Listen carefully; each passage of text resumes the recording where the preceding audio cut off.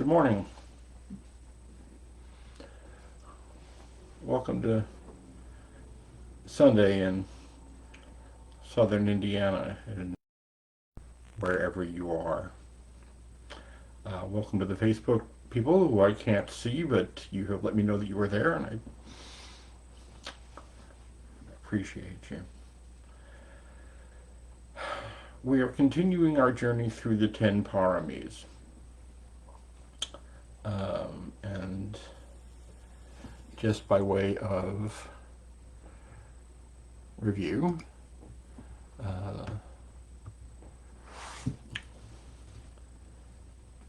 several lifetimes before the Buddha we talk about now became Buddha, he articulated 10 perfections of the heart needed for awakening. And they are generosity, morality, renunciation, insight, energy, patience, truthfulness, resolution, loving kindness, and equanimity. And last week we talked about generosity. So today we're on to number 2. We're going to talk about morality. And I came upon a really good article about this written by the Dalai Lama. I'm going to share that with y'all. So, why don't we start just by getting centered in our meditation posture.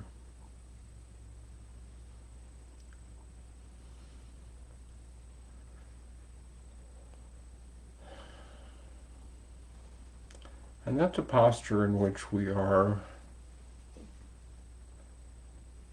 upright, alert, but not rigid. Where our torso is centered,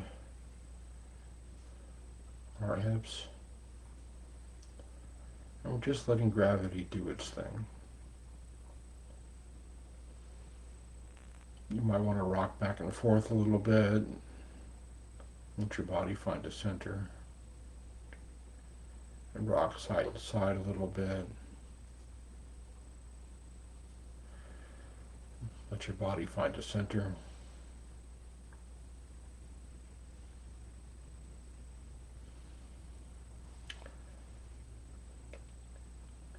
And if your eyes are closed or if they're opened,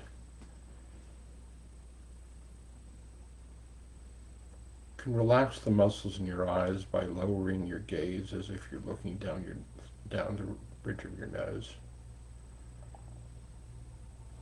That relaxes those muscles around the eyes. Gently close your eyes.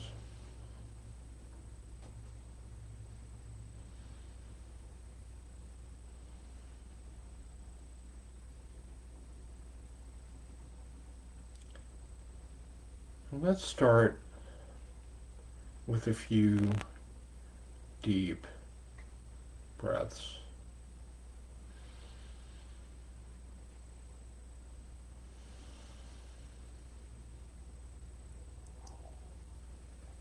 Just a few slow, deep breaths, just to connect us to our breathing.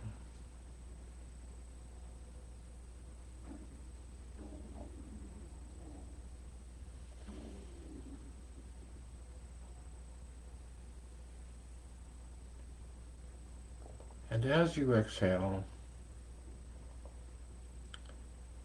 just let the mind and the body soften and relax.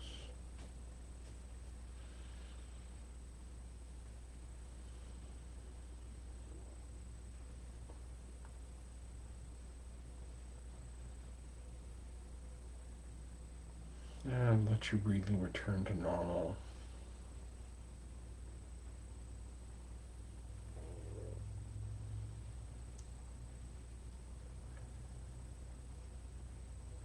I invite you to become aware of the touch points,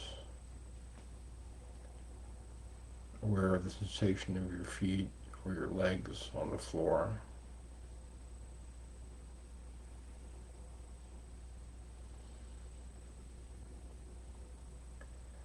aware of the sensation of your bottom in the cushion, on the chair, or on the floor.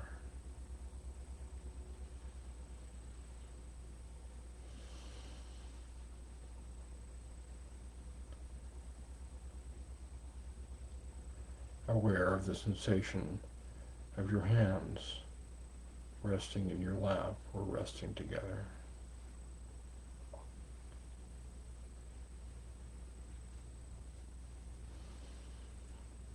Just bringing our awareness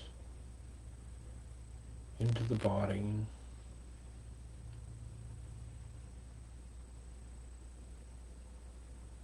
as a gateway to the present moment. The body is always in the present moment. It's the mind that wanders around.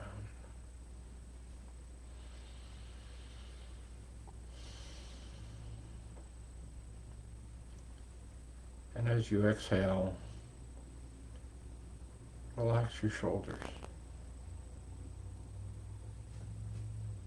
to the degree that you can.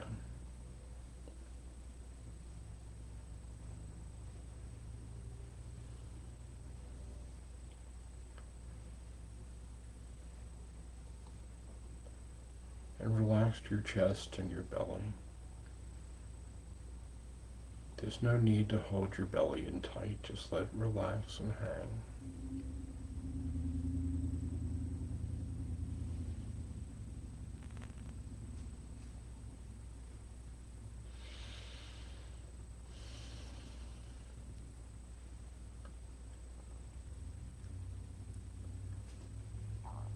And letting gravity anchor you into wherever you're sitting.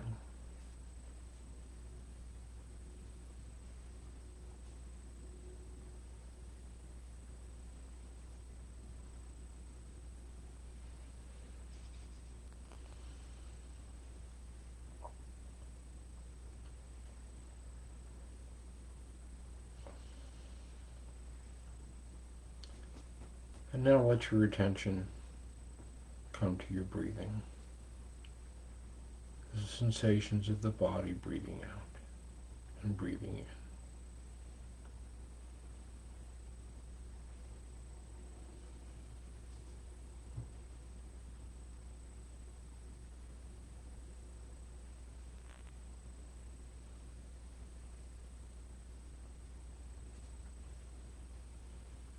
And let your awareness rest on your body breathing.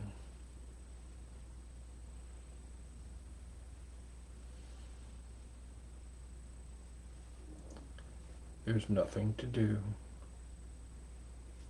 The body will breathe itself. And we're just focusing our awareness, letting our awareness rest on the physical sensations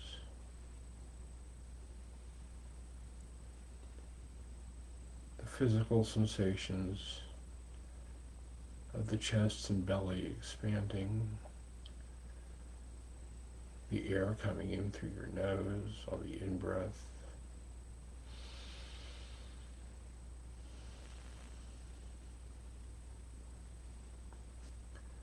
the physical sensations as you transition from an in-breath to an out-breath.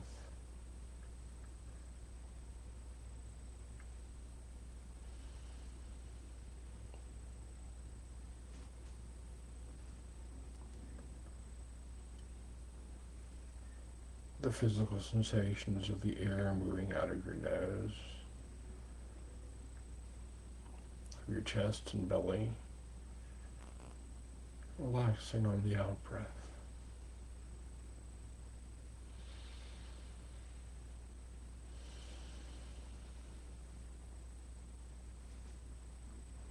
And if you can, and if it's easy,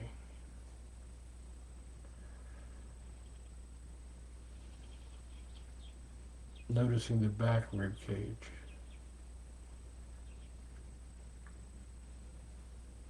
as it expands and contrasts with the rhythm of your breathing.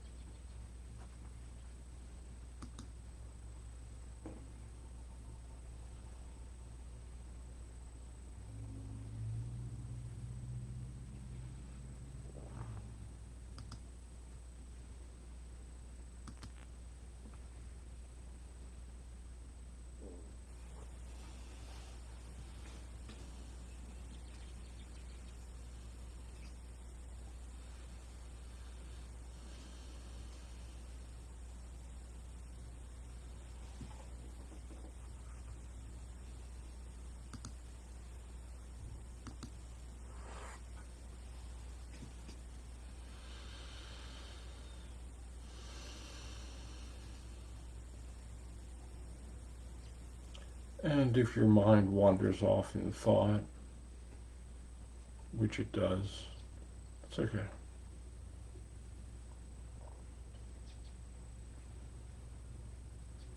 Just notice thinking without getting involved in whatever your mind is thinking about, that part of your mind.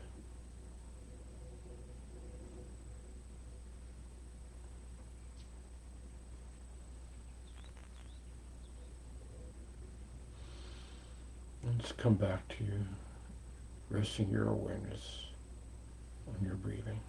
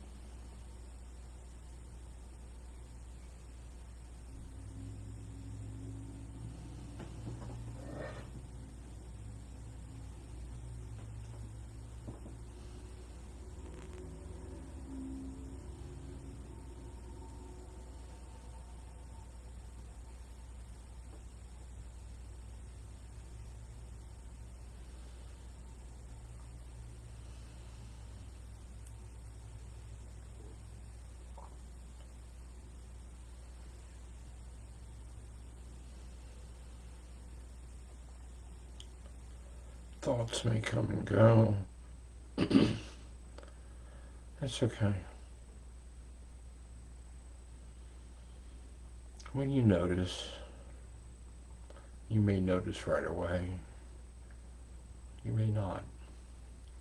That's all okay. When you notice, just notice thinking and label it thinking. And bring your awareness back to rest on the physical sensations of the body breathing.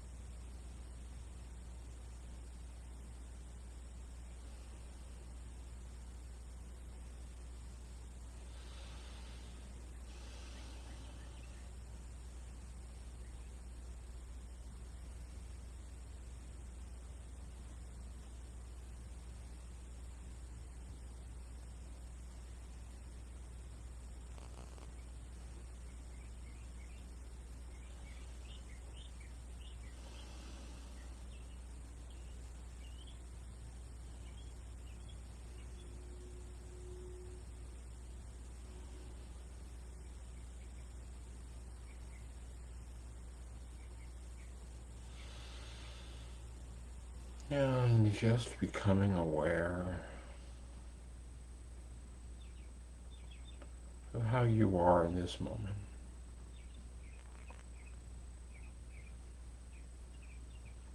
Of any benefit you may have gotten from this practice.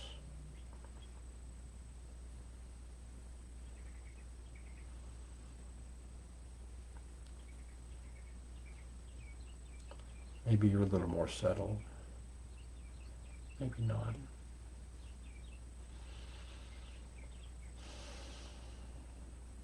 A little more still.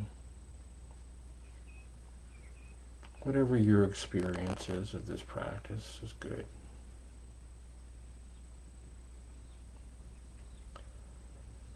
And may it be that the benefits of this practice help us to open our hearts and come into the world with kindness and compassion, to look out upon the world with kind eyes, especially now during a time of suffering and tumult. May it be that this practice enables us to bring calm, centeredness, compassion into the world.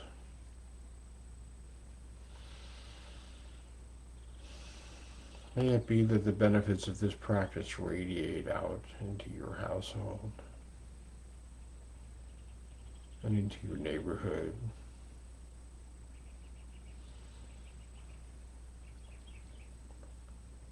into the town around you.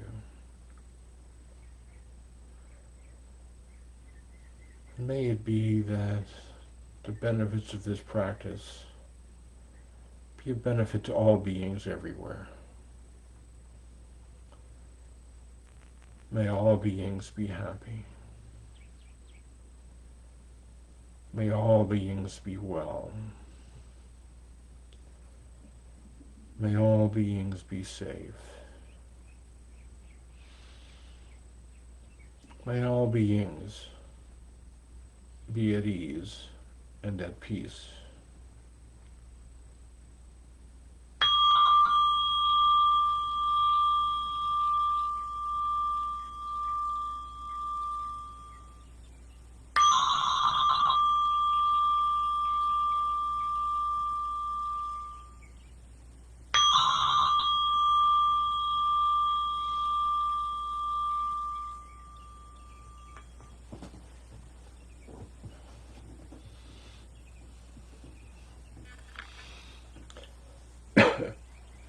Thank you for your practice.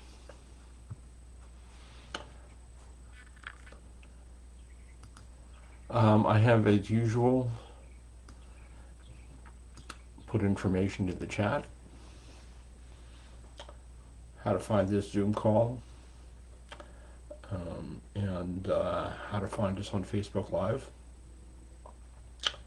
The address of my website, which has information about these talks and sittings, also has an archive of these talks and sittings. And of course, as always, these talks and sittings are freely given, but if you feel so motivated, there's a link to make a donation. And a quick reminder that I'm also here on Wednesday nights now at 6:30. Come out and join me. So today, as I said before, we're talking about Sila Morality, which is the second parami after dana, generosity.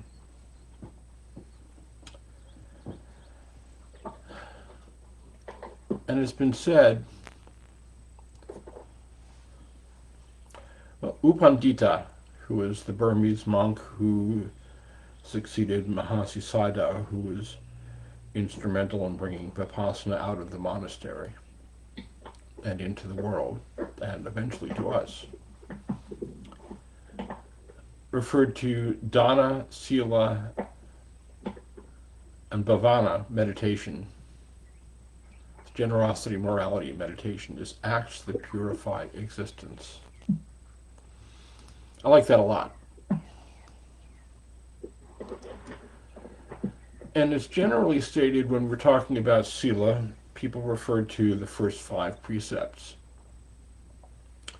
which are refraining from killing, refraining from stealing or taking what is not freely given, refraining from sexual acting out that's harmful, refraining from telling lies or speaking harshly, and refraining from intoxicants and addictions.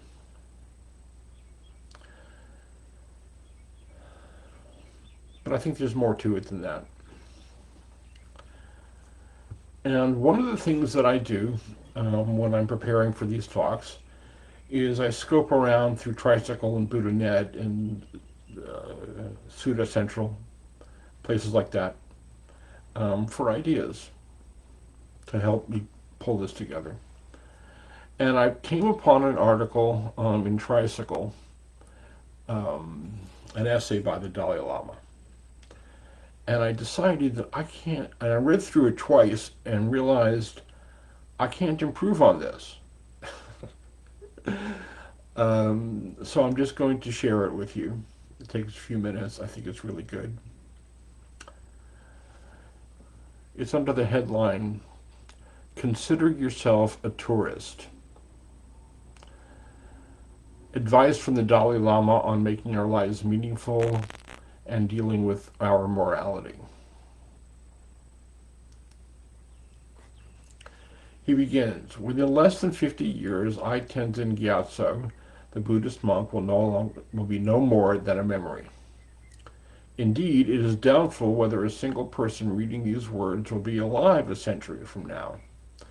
Time passes unhindered. When we make mistakes, we cannot turn the clock back and try again. All we can do is use the present well. Therefore, if in the final day, when the final day comes, we are able to look back and see that we have lived full, productive, and meaningful lives, that at least will be of some comfort. If we cannot, we may be very sad. But which of these we experience is up to us. The best way to ensure that when we approach death, we do so without remorse is to ensure that in the present moment we conduct ourselves responsibly and with compassion for others. Actually, this is in our own interest, and not just because it will benefit us in the future. As we have seen, compassion is one of the principal things that make our lives meaningful. It is the source of all lasting happiness and joy, and it is the foundation of a good heart, the heart of one who acts out of desire to help others. Through kindness, through affection, through honesty, through truth and justice towards all others, we ensure our own benefit.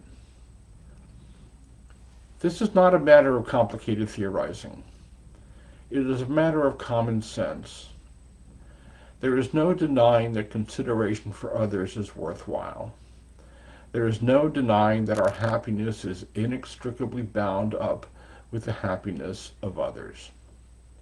Nor is there any denying that the more our hearts and minds are afflicted with ill will, the more miserable we become.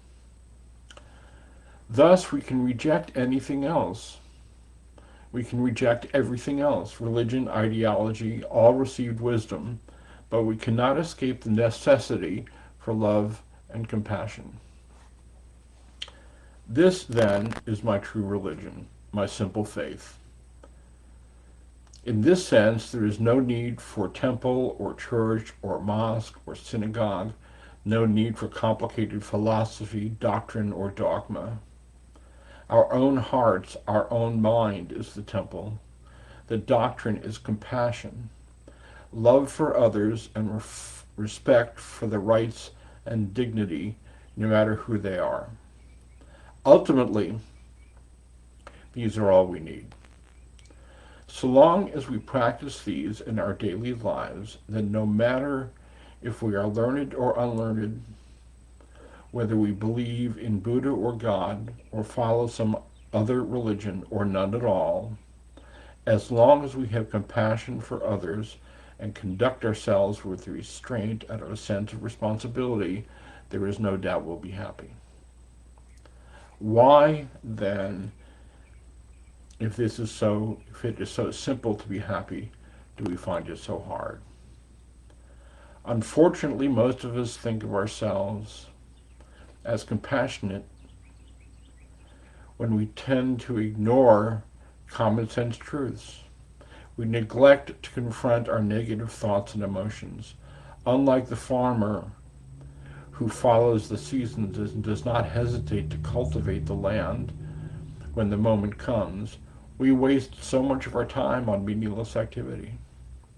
We feel deep regret over trivial matters like losing money while keeping from doing what is genuinely important without the slightest feeling of remorse.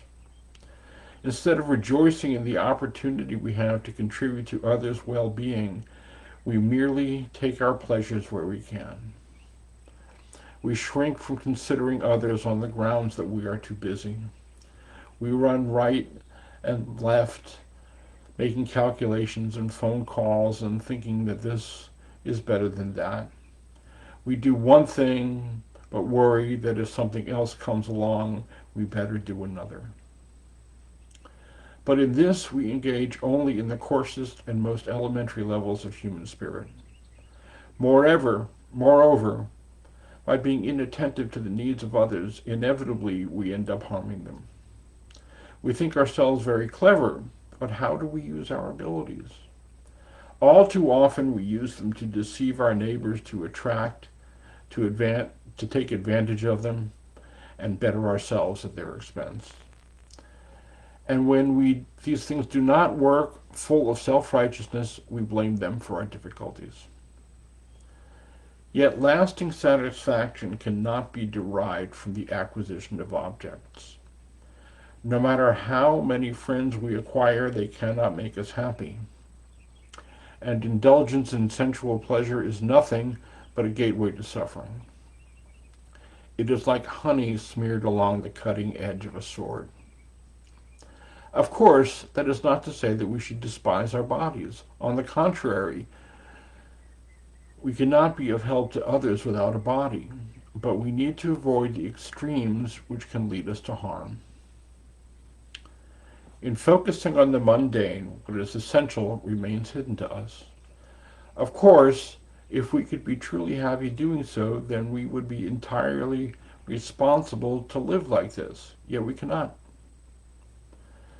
At best, we get through life without too much trouble. But then problems assail us, as they must, and we are unprepared.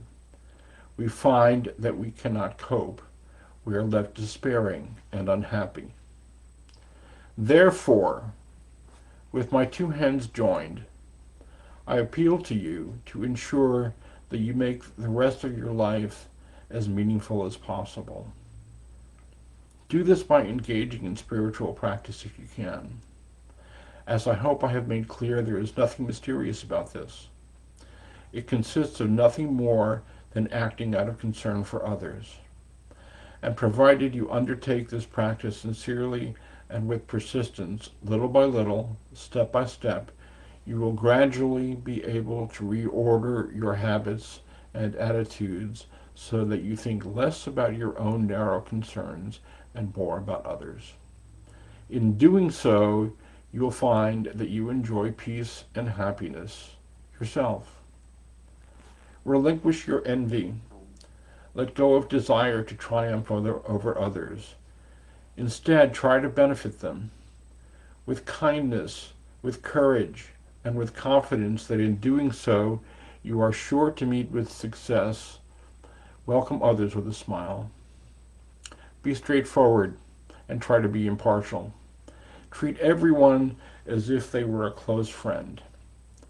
I say this neither as Dalai Lama nor as someone who has special powers or ability.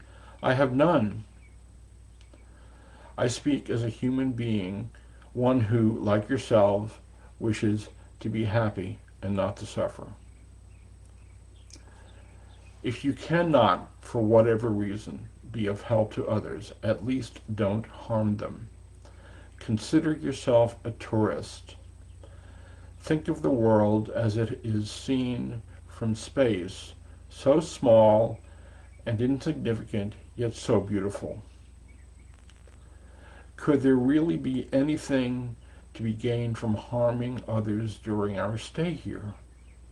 Is it not preferable and more reasonable to relax and enjoy ourselves quietly, just as we were visiting a different neighborhood?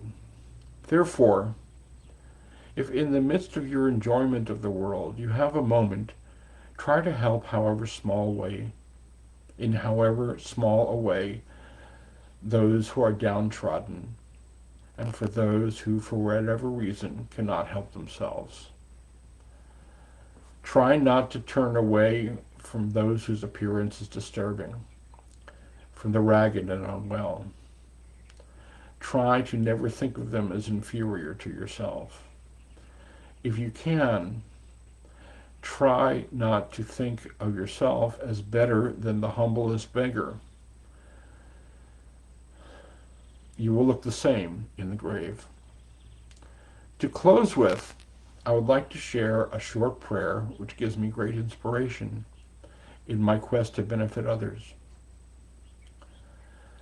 May I become at all times, both now and forever, a protector of those without protection, a guide for those who have lost their way, a ship for those with oceans to cross, a bridge for those with rivers to cross, a sanctuary for those in danger, a lamp for those without light, a place of refuge for those who lack shelter, a servant to all in need. So,